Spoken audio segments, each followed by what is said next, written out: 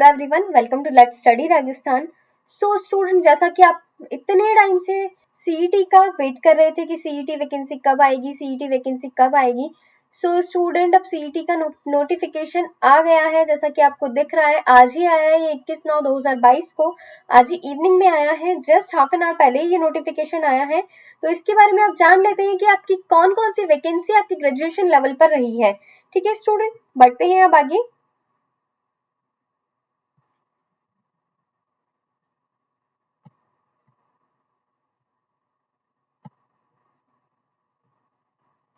सो इसमें आपकी होमगार्ड की वैकेंसी रही सबसे पहले।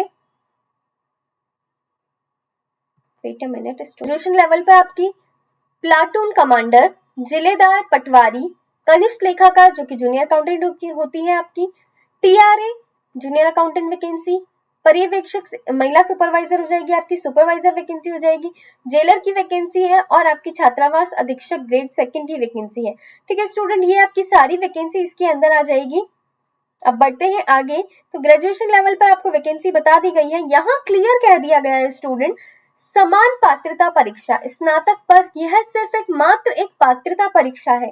इसके लिए आपको कोई गारंटी नहीं दी गई है कि अगर ये आपने पास कर लिया है तो आपको जॉब मिल जाएगी। तो ये जॉब के लिए नहीं है, ये आपकी सिर्फ एक पात्रता परीक्षा है कि आपको जो ऊपर जितनी भी वैकेंसी दे रखी है, इनमें आप अगर फॉर्म फिल करना चाहते हैं तो आपका ये एग्जाम क्लियर होगा तो ही आप इसके लिए पात्र हैं, इसके लिए आप एलिजिबल हैं। ओके स्टूडेंट, तो ये आपके एलिजिबिलिटी क्राइटेरिया के लिए है ओनली, कि अगर आपने ये सीईटी क्लियर कर रखा है तो ही आप इसके लिए एलिजिबल हैं इन वैकेंसीज के लिए। ओके स्टूडेंट, तो इसका ऑनलाइन आवेदन कहाँ से करना है आपको? वही एसएसओ आईडी से करना है जहां से अब तक आप करते आए हैं। इस तरीके से करना है जैसे कि आप लोग वन टाइम रजिस्ट्रेशन के थ्रू करते हैं। एसएसओ आईडी से लॉग इन करके अपना फॉर्म फिल कर दीजिएगा। अब देखते हैं इसकी स्टार्ट कब से हो रही है। सो स्टूडेंट, आवेदन एवं परीक्षा शुल्क क्या रहेगा इसका? तो सामान्य व क्रीमी लेयर श्रेणी, अन्य पिछड़ा वर्ग, अति पिछड़ा वर्ग व आवेदक हेतु क्या रहेगी? आपके जो जनरल कैटेगरी है उसके लिए 450 हो जाएगी। और नॉन क्रीमी लेयर स्टूडेंट है, जो एक ईडब्ल्यूएस के स्टूडेंट है, ओबीसी के स्टूडेंट है, नॉन क्रीमी लेयर के, उनके 350 रहने वाली है स्टूडेंट। ओके, और जो एसटी एससी अन्य पिछड़ा वर्ग है उसके लिए हो जाएगी आपकी 250 फीस। ठीक है, 450, 350 और 250 ये आपकी फीस रहेगी। बढ़ते हैं आगे। अब देखते हैं आपका कॉमन एलिजिबिलिटी टेस्ट के अंतर्गत संभावित रिक्त पद, मतलब आपको पद भी बता दिए गए हैं कि कितने पद किस वैकेंसी के लिए हैं। तो सबसे ज्यादा पद हमें यहाँ पर दिख रहे हैं जूनियर अकाउंटेंट के लिए 1923 पद दिख रहे हैं। तो सबसे पहले हम देख लेते हैं, कमांडर के लिए 43 पद है आपके, जिलेदार के आपके पद नहीं बताए गए हैं, अभी डिस्क्लोज नहीं किए हैं, पटवारी की आपकी 272 वैकेंसी है, कनिष्ठ लेखाकार की 1923 वैकेंसी है आपकी, टीआरए की वैकेंसी आपकी 198 है, महिला सुपरवाइजर की 176 है, पर्यवेक्षक की आपकी डिक्लेयर नहीं की है अभी, उप जेलर की है 49 और छात्रावास अधीक्षक ग्रेड सेकंड की हो जाएगी आपकी 335। तो ये सारी वैकेंसी, अब इन वैकेंसीज में कमी भी हो सकती है और बढ़ोतरी भी हो सकती है। ठीक है स्टूडेंट, तो राजस्थान अधीनस्थ लिपिक वर्गीय समान पात्रता परीक्षा नियम 2022 एवं समान पात्रता परीक्षा स्नातक स्तर में शामिल पदों के लिए आपका यहाँ पर संशोधन मान्य है। ठीक है स्टूडेंट, संशोधन भी हो सकता है इन वैकेंसीज में। अब देखते हैं इसके लिए आपकी क्या आगे इसका प्रोसेस रहेगा। ओके, अब आपकी जो वैकेंसीज हैं आपकी, कि आपका महिला सुपरवाइजर में आपका क्या लेवल रहेगा, आपका शैक्षणिक योग्यता क्या रहेगी और आयु सीमा क्या है, सब कुछ आपका एक ही नोटिफिकेशन में क्लियर कर दिया है। देखिए, आपकी जो महिला सुपरवाइजर है उसके लिए उम्र क्या रहेगी, आपकी एज आयु सीमा क्या रहने वाली है, 18 से 40 वर्ष रहेगी और आपने किसी भी विश्वविद्यालय से स्नातक डिग्री प्राप्त की हो। ठीक है स्टूडेंट, अब पटवारी के लिए आपकी रहेगी, जल संसाधन विभाग के लिए होगी है 18 से 40 वर्ष एज रहेगी इसकी, वही आपने स्नातक डिग्री प्राप्त की हो और आपने डीओईएसीसी का ओ लेवल का कोई कोर्स किया हो, डीपीसीएस का कोई कोर्स किया हो, computer operator and programming assistant का कोर्स किया हो, data preparation and computer software का कोर्स किया हो स्टूडेंट आपने। मेनली आपका इसमें सीधा सीधा ये है कि आपने या तो आरएससीआईटी कर रखा हो और प्लस आपका ग्रेजुएशन होना चाहिए। ओके स्टूडेंट, तो ये आपकी इसकी पात्रता रहेगी, आपका एलिजिबिलिटी क्राइटेरिया रहेगा। यहाँ आपको दिख रहा होगा RSCIT आपने किया हुआ है और ग्रेजुएशन आपका होना चाहिए। ठीक है स्टूडेंट, जल संसाधन विभाग के लिए जिलेदार के लिए आपकी 18 से 40 वर्ष रहेगी। वही आपने किसी भी विश्वविद्यालय से स्नातक मतलब ग्रेजुएशन किया हुआ हो और आपका साथ में RSCIT है तो बहुत ही अच्छी बात है। कमांडर के लिए आपकी एज जो है यहाँ चेंज हो गई है, 20 से 40 वर्ष हो गई है। यहाँ भी वही चीज है, आपने स्नातक किया हो या उसके समतुल्य कोई आपने डिग्री ली हो। ठीक है स्टूडेंट, अब बढ़ते हैं राजस्व मंडल तहसीलदार, जो आपकी TRA की वैकेंसी है और जूनियर अकाउंटेंट की वैकेंसी है, उसके लिए क्या है, 21 से 40 वर्ष इसकी क्या रहने वाली एज रहने वाली है। ठीक है स्टूडेंट, तो इसमें भी आपका सीधा सीधा यही कहा गया है कि आपका ग्रेजुएशन होना मस्ट है। ठीक है स्टूडेंट, क्या आपकी RSCIT प्लस ग्रेजुएशन। ठीक है स्टूडेंट, RSCIT और ग्रेजुएशन अगर आपने किया हुआ है तो आप इसके लिए एलिजिबल हैं। और कौन एलिजिबल है इसके लिए ये देख लेते हैं, इसे मैं थोड़ा सा इरेज कर देती हूँ क्योंकि आपका यहाँ पर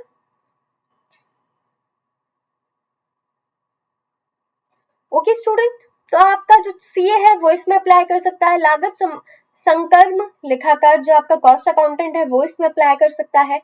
आपने डिग्री परीक्षा उत्तीर्ण कर रखी हो CA CS की तो आप इसके लिए अप्लाई कर सकते हैं। NIELIT का आपने कोर्स किया हो तो आप इसके लिए अप्लाई कर सकते हैं। आपने कोई कंप्यूटर सॉफ्टवेयर का कोर्स किया हो तो आप इसके लिए अप्लाई कर सकते हैं। कंप्यूटर एप्लीकेशन, कंप्यूटर विज्ञान और किसी भी संस्थान से आपने सूचना प्रौद्योगिकी में डिग्री प्राप्त की हो तो आप इसमें एप्लीकेबल हैं। ओके स्टूडेंट, और आपके पास RSCIT होना है तो आप इसके लिए एलिजिबल हैं। ओके स्टूडेंट, यहाँ क्लियर के लिए लिखा है, तो आपका यहाँ पर ग्रेजुएशन सीधे सीधे हम बात करें तो यहाँ आपका ग्रेजुएशन और RSCIT हो जाएगा। ओके, तो आपकी यहाँ क्लियर हो गई, 21 से 40 वर्ष हो जाएगी। अब उप जेलर के लिए आपके 18 से 40 वर्ष है, वही आपके विश्वविद्यालय से आपने क्या किया हो, ग्रेजुएशन किया हो, स्नातक मतलब ग्रेजुएशन होता है। ठीक है, पर्यवेक्षक के लिए आपके 18 से 40 वर्ष हो जाएगी, उसके लिए आपने ग्रेजुएशन पास किया होना चाहिए। 21 से 40 वर्ष आपकी ग्रेजुएशन हो जाएगी। सो स्टूडेंट सॉरी, छात्रावास अधीक्षक ग्रेड सेकंड के लिए आपकी ग्रेजुएशन होनी चाहिए, 21 से 40 वर्ष आपकी एज रहेगी। सो स्टूडेंट, यहाँ तक आपको मोटा मोटा क्लियर हो गया होगा कि आपने अगर ग्रेजुएशन किया हुआ है और आपके पास RSCIT कोर्स है तो आप इन कोर्सेज इन वैकेंसीज के लिए एप्लीकेबल हैं, आप इन वैकेंसीज के लिए एलिजिबल हैं, आप अप्लाई कर सकते हैं। ओके स्टूडेंट, अब बढ़ते हैं आगे।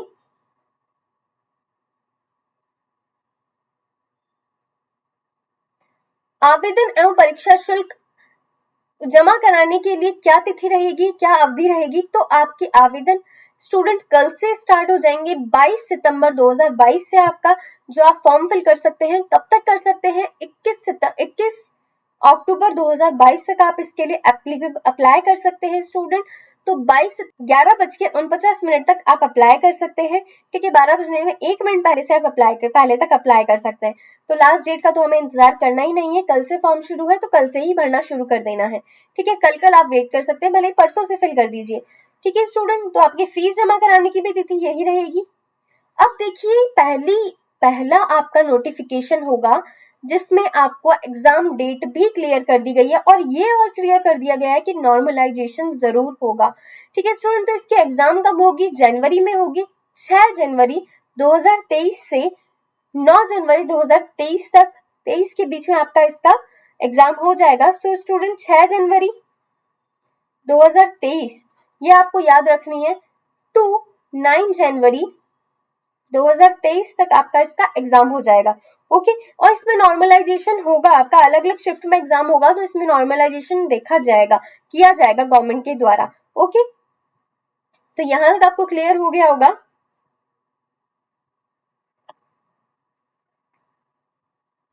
वही सारी चीजें हैं कि आपको फोटो कौन सी अपलोड करनी है, किस साइज की अपलोड करनी है, JPEG फॉर्मेट में होनी चाहिए, 240 इंटू 320 पिक्सल होने चाहिए आपके, इस तरीके से आपका वही फॉर्मेट है, वही सारी चीजें हैं। बस आपका मेन क्या था, अब हम देख लेते हैं मेन सिलेबस क्या है। जो मैंने सिलेबस बताया था, एग्जाम स्कीम बताई थी, वही है एज इट इज।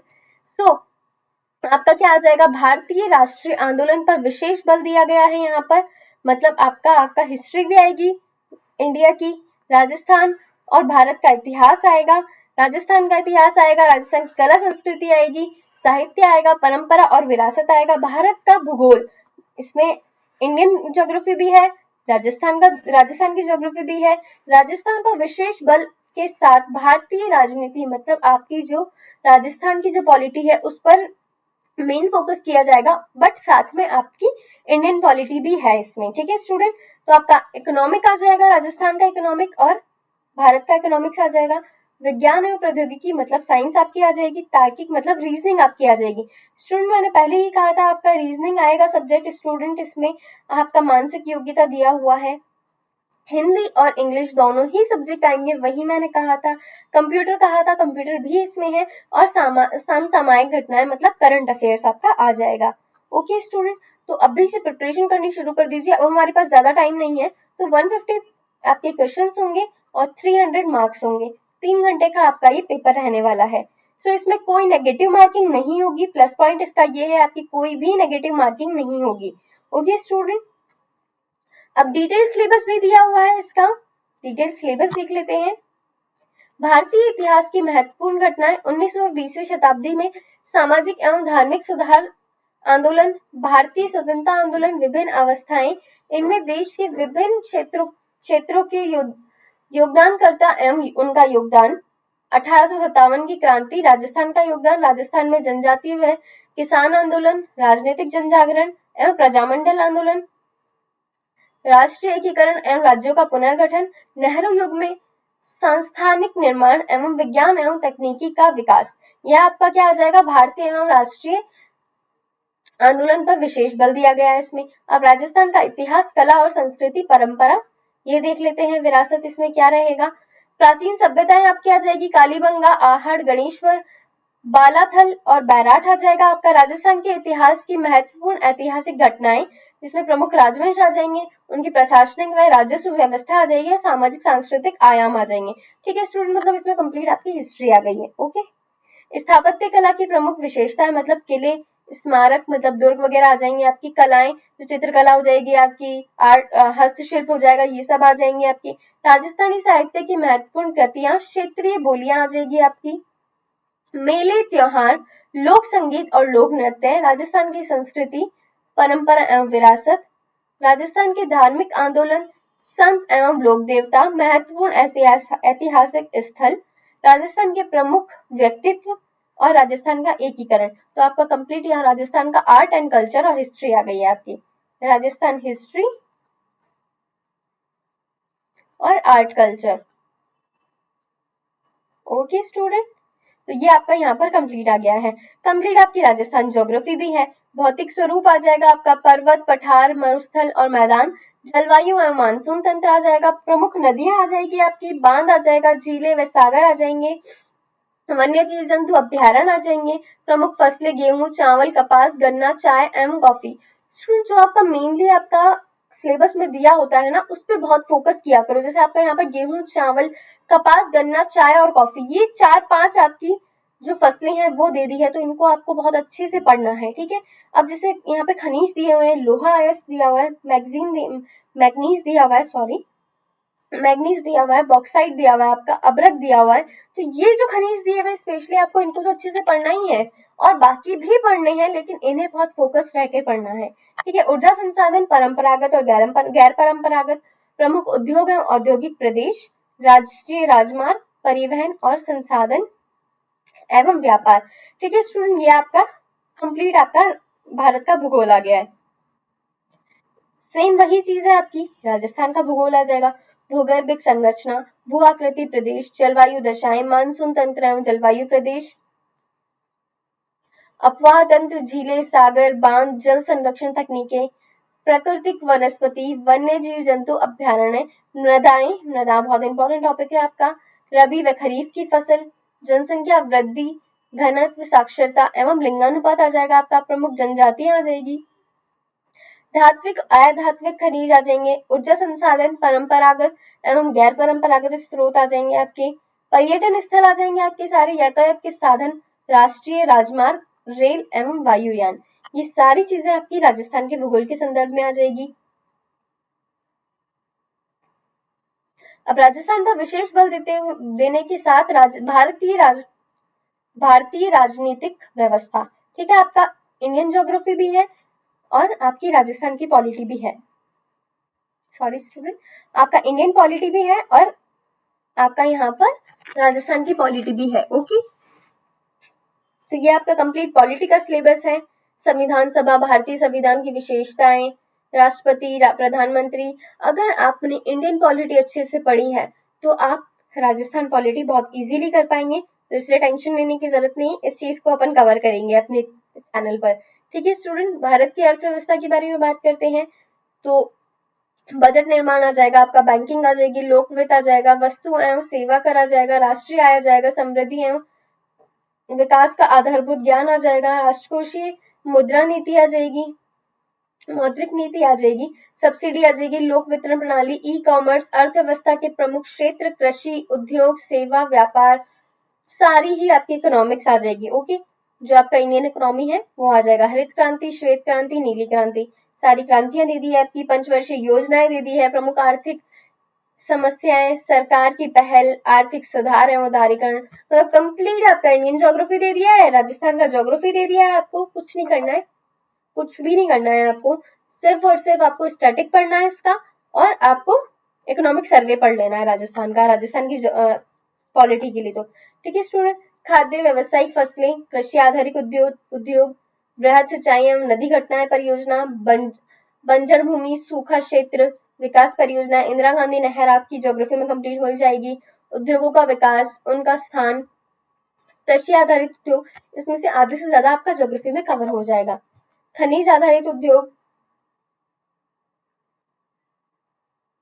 गरीबी, बेरोजगारी, प्रकार, कारण, निदान, फ्लैगशिप योजनाएं जितनी भी है आपकी करंट में कवर हो जाएंगी। सामाजिक न्याय, अधिकारिता, कमजोर वर्ग के लिए प्रावधान, जितना भी है ये सारा आपका राजस्थान ज्योग्राफी, ये आपका कहाँ से कवर हो जाएगा, ये आपका आर्थिक समीक्षा से कवर हो जाएगा स्टूडेंट, आर्थिक समीक्षा से कवर हो जाएगा।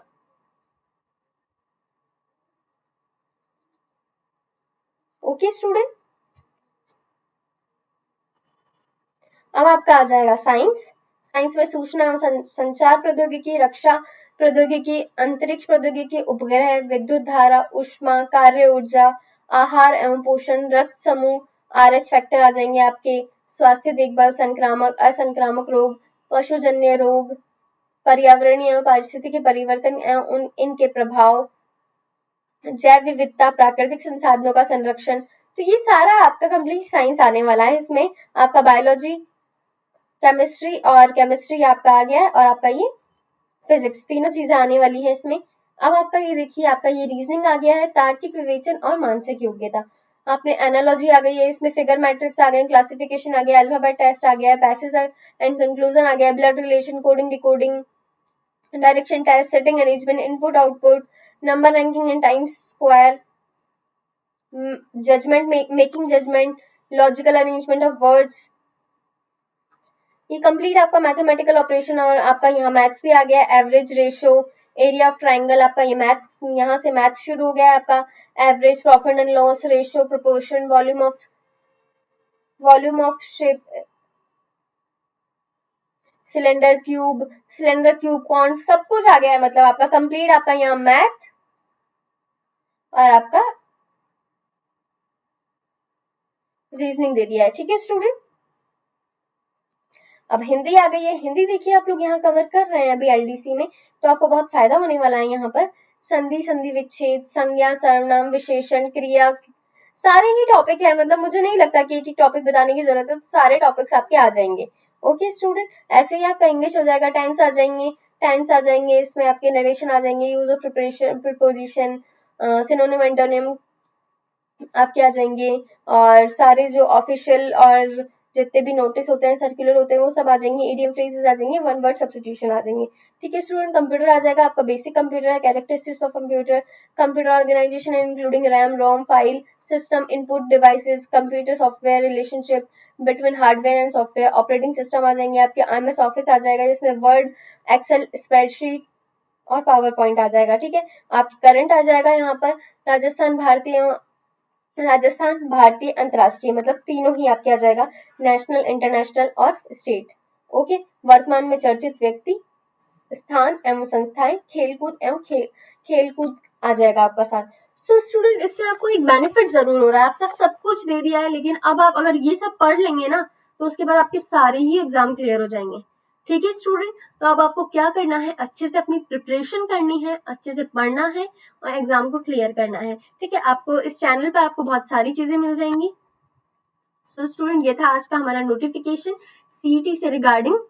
तो आपको अच्छा लगा होगा, उम्मीद करती हूँ मैंने आपको हर चीज क्लियर कर दी है, और भी अगर आपके डाउट्स हैं तो कमेंट बॉक्स में लिख सकते हैं। Thank you students for watching this video.